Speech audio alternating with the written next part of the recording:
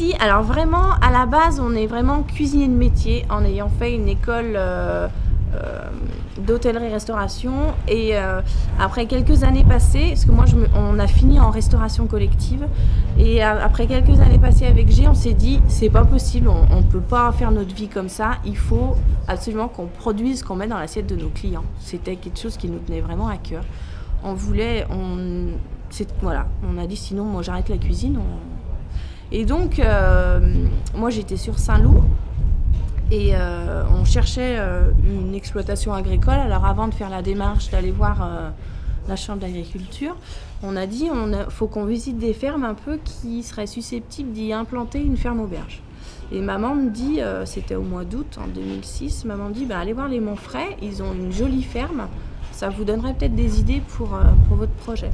Alors on se pointe un dimanche matin.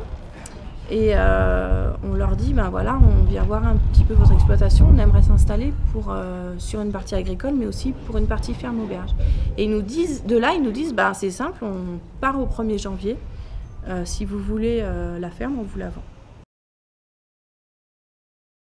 Christiane, dès le 1er octobre, elle m'a fait faire les fromages. Elle m'a dit, dans 3 mois, c'est chez toi, tu prends la louche, c'est toi qui fais les fromages. Elle m'a fait faire les fromages, on n'a rien dit aux clients. Au 1er janvier, elle était encore avec nous, parce que du coup, après, on était chez nous, donc elle est restée chez nous. Elle est restée encore un petit mois.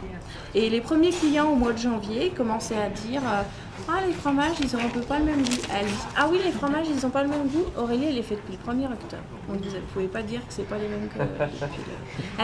Elle avait pensé, elle savait ce qu'il allait se passer et elle avait vachement bien anticipé sur le... C'était vraiment un défi parce que c'est sûr que l'investissement, il n'est pas moindre et que je pense honnêtement qu'au départ, il y a pas mal d'agris du coin qui nous attendaient un peu au tournant. Ça faisait un gros investissement.